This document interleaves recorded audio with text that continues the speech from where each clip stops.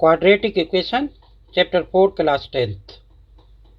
इससे पहले वाले वीडियो में हमने आपको बताया था कि कौन सी इक्वेशन क्वाड्रेटिक इक्वेशन हो सकती है और कौन सी इक्वेशन क्वाड्रेटिक इक्वेशन नहीं होगी। तो हमने आपको बताया था कि जिसकी डिग्री 2 हो और जो इस फॉर्म में हो जिसमें a 0 के इक्वल ना हो वो एक क्वाड्रेटिक इक्वेशन होगी। यानी powers of the x will be non-negative integer and coefficients of the variable x variable है वो क्या होने चाहिए, रियल नंबर्स होने चाहिए। ठीक है। Today we have to explain how to find the zeros or the roots of the quadratic equation. First of all, the first method of factorization.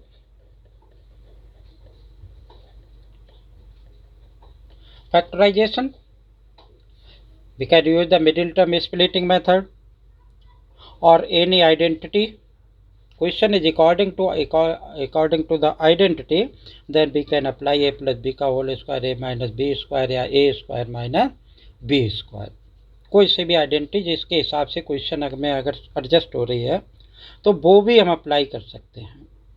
Middle term splitting हमें पता है क्या होता है कि प्लस का b जो है, ये जो b है वो b इसको ऐसे दो पार्ट में तोड़ना होता है जिसका मल्टीप्लिकेशन किसके इक्वल हो जाए, a और c के मल्टीप्लिकेशन के इक्वल हो जाए, a इंटू सी। एक्स स्क्वायर है तो मैं एक्स स्क्वायर भी लिख सकता हूँ, प्लस है तो प्लस लिख सकता हूँ, माइनस है तो माइनस। मतलब px को ऐसे दो पार्ट में तोड़ना है जिनका मल्टीप्लिकेशन तो इस और इस पार्ट के इक्वल हो और उसका जो पार्ट्स हों वो पार्ट्स इसके ही इक्वल आए। उसको हम क्या कहते हैं, हमें पता है कि मिडिल टर्म स्प्लिटिंग मेथड कहते हैं। तो होता क्या है बेटा कि इसके मान लो हमने दो जीरोज मान लिए, एक अल्फा और बीटा, मतलब इसको हमने सिंप्लीफाई किया। ठीक है। सपोज करते हैं कि एक एग्जांपल ले लेते हैं कि एक्स स्क्वायर प्लस 5x और प्लस का हमने क्या लिख लिया, 6 लिख लिया। एक छोटा सा क्वेश्चन, छोटा सा एग्जांपल समझने के लिए बहुत बढ़िया। इसको अगर मिडिल टर्म स्प्लिटिंग में हम करते हैं तो प्लस 5x को ऐसे दो पार्ट में तोड़ना है जिनका मल्टीप्लिकेशन प्लस 6 के इक्वल हो जाए। यहाँ तो 1 है तो 1 को 6 से करोगे तो 6 ही आएगा। तो ये क्या हो जाएगा, x का स्क्वायर प्लस 3x और प्लस का 2x प्लस का 6 के इक्वल हो गया। इन दोनों में क्या कॉमन है, x कॉमन ले लिया, x प्लस 3 आ गया। इन दोनों में क्या कॉमन होता है, मतलब एक पेयर में हम देखते हैं तो यहाँ जो साइन होगा वही हमेशा यहाँ आएगा। प्लस का 2 हो गया क्योंकि 2 इसमें भी है 2 इसमें भी है। यहाँ क्या बन गया, x प्लस 3 आ गया भाई। आप ध्यान रखेंगे कि ये जो ब्रैकेट के अंदर आएगा ये हमेशा कैसा होगा, सेम होगा, एक जैसा होगा, जिसको हम एक ब्रैकेट में ले लेंगे। ठीक है। और जो ये रिमेनिंग पार्ट है वो क्या है, x प्लस 2 दूसरे। अब हमारी इक्वेशन थी तो ये इस तरीके से 0। ठीक है ना।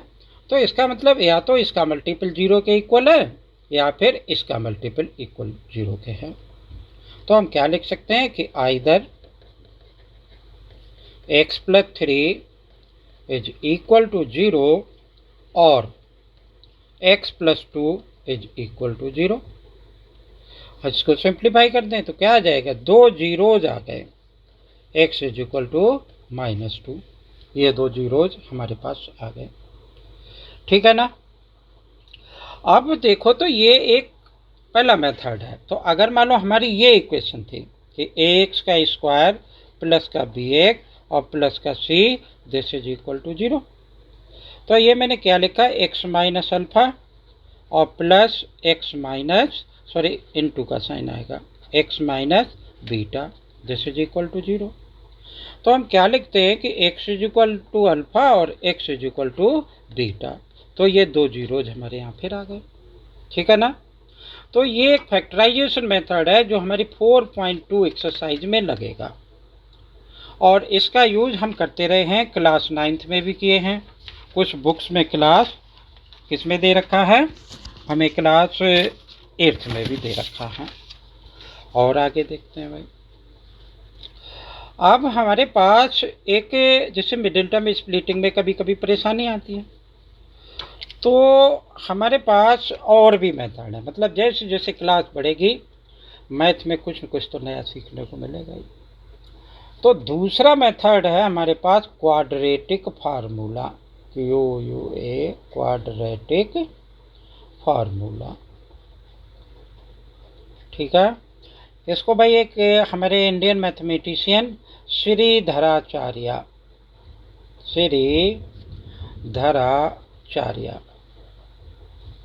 इन्होंने निकाला था। ठीक है, he was a very great mathematician. तो क्वाड्रेटिक फार्मूला होता क्या है वो हम आपको निकालना बताते हैं, मतलब ये भी एक मेथड है।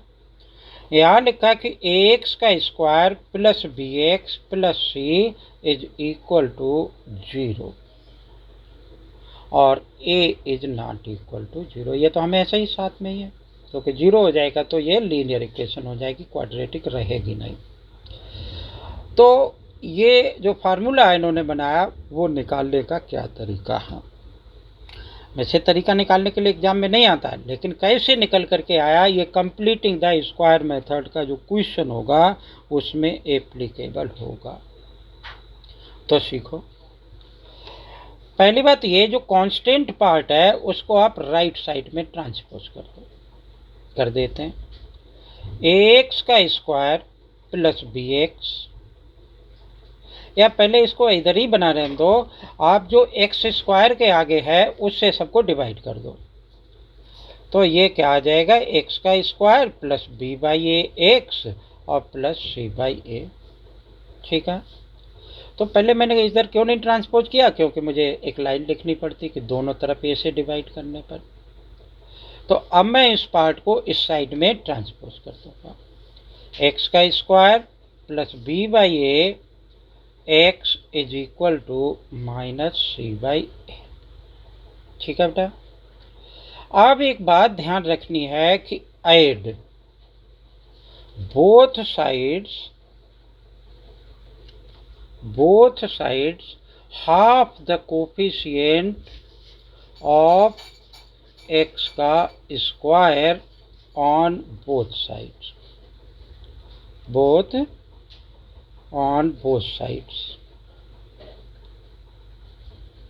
ठीक है, क्या मतलब हुआ इसका, कह रहा है एक्स का कोफिशिएंट का आधा करो और उसका स्क्वायर करो, इधर भी ऐड कर दो और इधर भी ऐड कर दो। तो कर देते हैं उसको।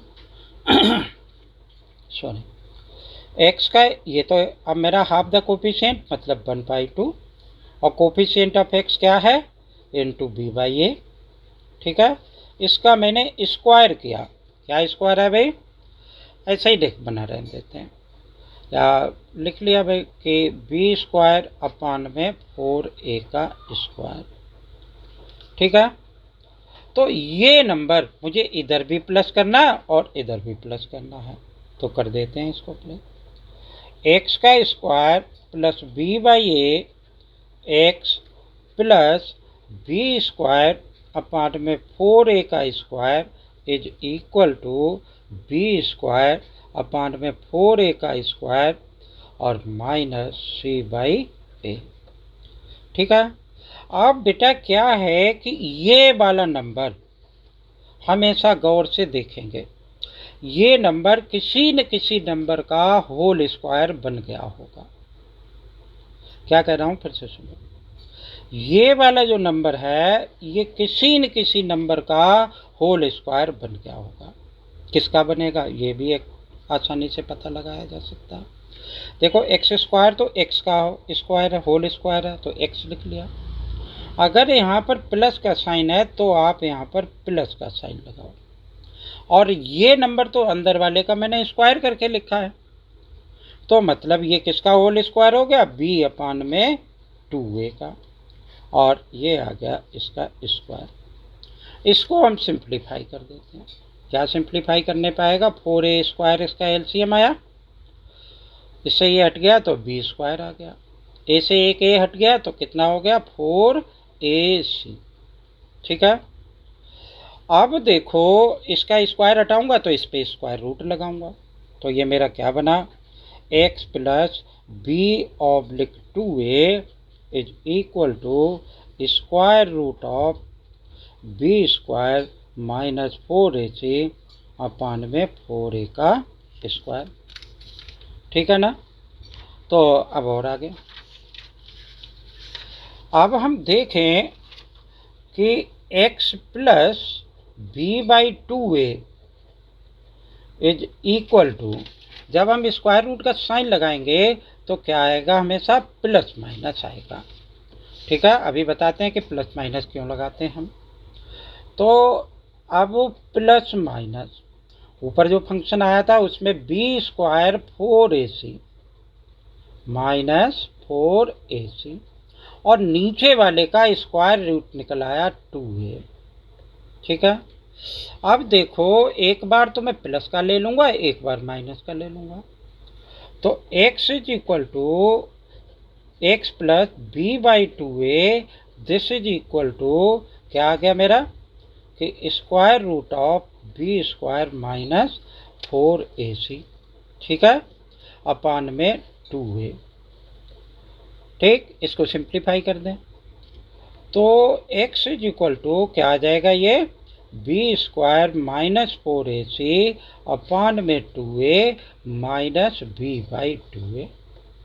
ठीक है, दोनों एलसीएम एक ही जैसे हैं, तो मैं इसको क्या लिख सकता हूँ, माइनस b, और क्या बन गया ये मेरा, ये माइनस है ना, ये प्लस का है तो प्लस आ गया, और root of b² minus 4ac divided by 2a। तो ये x की एक वैल्यू आई, इसको मैं अल्फा मान सकता हूँ। अब मुझे ये माइनस वाला लेना है, तो माइनस के साथ कैसे होगा, ये मैंने लिखा कि x is equal to minus में root of b² minus 4ac upon में 2a माइनस b अपान में 2a। ठीक है, एलसीएम इनके केस में भी एक ही जैसा होगा, तो एलसीएम मेरा 2a आ गया। ठीक है, ये क्या बन गया मेरा, माइनस b, और ये भी माइनस का है, तो root of b² minus 4ac। ठीक है, तो अल्फा बराबर तो ये आ गया, यानी minus b plus root of b² minus 4ac upon में 2a, और बीटा बराबर मेरा क्या आया, minus b minus root of b² minus 4ac upon में 2a। ठीक है, तो ये जीरोज तो निकल आए बिना मिडिल टर्म स्प्लिटिंग के फार्मूले से, मतलब मिडिल टर्म स्प्लिटिंग का मैंने फार्मूला नहीं लगाया।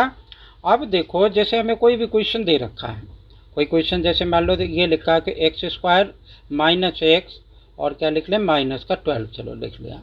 ठीक है, अब देखो इसमें a is equal to 1, b is equal to minus 1 और c is equal to minus का 12 है। यहाँ पुट कर दो, अल्फा बीटा की वैल्यू आ जाएगी, कोई दिक्कत नहीं। अगर मिडिल टर्म स्प्लिटिंग में प्रॉब्लम हो रही है कहीं तो इस तरीके से। अब बात यह कि जैसे इसके तो जीरो सिंपल से आ जाएंगे, इसके जीरो सिंपल आ जाएंगे, x माइनस 3 x प्लस 3। ठीक है ना, लेकिन अब कुछ ऐसे फंक्शन जिसमें मिडिल टर्म स्प्लिटिंग होता ही नहीं, रूट में आंसर आता है, तो उनके लिए ये क्वाड्रेटिक फार्मूला बहुत ही अच्छा कंसेप्ट है। ठीक है, इससे हम एक्सरसाइज सिंप्लीफाई करेंगे 33.3 इस फार्मूले से, या फिर मिडिल टर्म स्प्लिटिंग भी हम लगा सकते हैं उसमें। ठीक है, अब क्या होता है कि एक होता है nature of roots, nature of roots. तो बेटा ये d एक होता है, d बराबर होता है b² माइनस 4ac, इसको हम क्या कहते हैं, डिस्क्रिमिनेंट कहते हैं, डिस्क्रिमिनेंट। ठीक है, यानी d क्या है, डिस्क्रिमिनेंट कहते हैं, जिस पर ये जिससे ये पता लग जाता है कि डी की वैल्यू से की जो नेचर है वो क्या होगा। तो हमारे 3 तरीके के नेचर ऑफ रूट्स हुआ करते हैं। पहला तो होता है क्या कि रियल एंड अनइक्वल, ठीक है। और तो इस रियल एंड अनइक्वल में क्या होता है हमारा, D will be greater than 0 होगा। और दूसरा क्या होगा, real and equal, real and equal. इसमें इस केस में क्या होगा, डी इज इक्वल टू 0 होगा। और जो तीसरा होगा वो हमारे क्लास 10th के सिलेबस में नहीं है, वो क्लास 11th में पढ़ाते हैं। उसको हम क्या कहते हैं, इमेजिनरी रूट्स, एनी नंबर 3, ठीक है। वहाँ टीचर क्लास 10th में पढ़ाने वाले कह देते हैं कि roots can not be found. और थर्ड वाला है हमारा इमेजिनरी रूट्स, इमेजिनरी रूट्स। इसमें क्या होगा, डी इज लेस देन 0। तो इमेजिनरी रूट्स ऐसा आपने पढ़ा ही नहीं कि रूट के अंदर मान लो -1 आ गया, रूट के अंदर -2 आ गया। ये हमारा फार्मूला है ना, प्लस माइनस और b² - 4ac अपान में 2a। अब ये वाली वैल्यू अगर 0 आ गई, 0 से कम आ गई सॉरी, तो वह रूट में आ जाएगी, माइनस में आ जाएगी। तो उसका तुम्हें रूट निकालना आता ही नहीं, अयोटा कहते हैं इसकी वैल्यू को। तो लेकिन वो कहाँ है, क्लास 11th में है। तो क्लास 11th में एक टॉपिक होता है कॉम्प्लेक्स नंबर, वहाँ पर क्या होता है कि इसी टाइप के हम रूट्स निकालना सिखाया करते हैं। लेकिन क्लास 10th तक पहले वाले नेचर ऑफ रूट्स दोनों एप्लीकेबल होंगे। अगर कहीं d इज लेस देन 0 आ जाए तो हम लिख देंगे we can not find root, we can not find zeros, ठीक है। अब मैं एक बात बताता हूँ आपको कि ग्राफ के थ्रू, कि जैसे कि हमें पता है कि क्वाड्रेटिक इक्वेशन की कर्व हमेशा पैराबोला यानी यू शेप में बना करती है, ठीक है ना।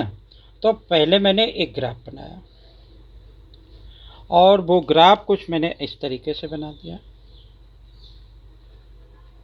ठीक है। और फिर एक और ग्राफ बनाया, इस तरीके से बना दिया, एक्स एक्सिस को टच करता हुआ इस तरीके से, ये टच कर रहा, ठीक है। और तीसरा ग्राफ मैंने बाई एक्सिस पे ऐसा बना दिया, ठीक है बेटा। तो इस वाले केस में क्या होगा, d will be greater than 0, मतलब ग्राफ कहीं ऐसा दे रखा है तो d जो होगा वो 0 से बड़ा होगा।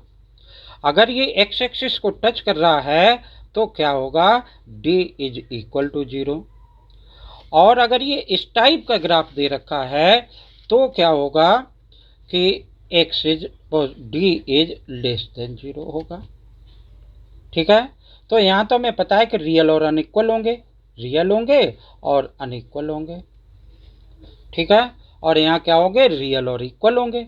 और यहाँ roots can not be found.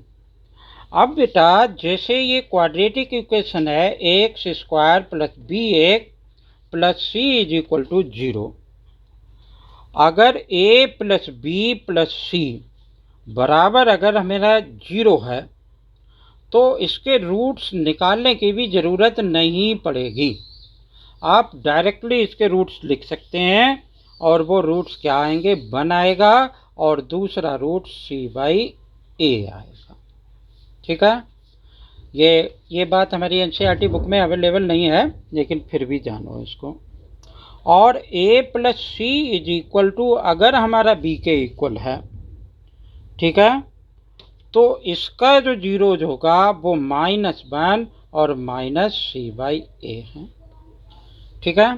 तो ऐसी बेटा बहुत सारी कंडीशंस हैं, बहुत सारी कंडीशंस हैं, ठीक है। क्लास 11th वाले बच्चों को बताया करते हैं कि a c से बड़ा है, b c से छोटा है, या c बड़ा है, ठीक है, या c 0 के बराबर है। तो बहुत सारी कंडीशंस इसमें आया करती हैं। तो ये चैप्टर में लगने वाले क्या हैं, सारे कंसेप्ट्स हैं। उम्मीद है कि आपको समझ में आए होंगे, अब इनसे रिलेटेड अगली वीडियो में हम आपको क्वेश्चन बताएंगे। वीडियो पसंद आई हो शेयर करो, लाइक करो, कमेंट करो, सब्सक्राइब करो। Thank you.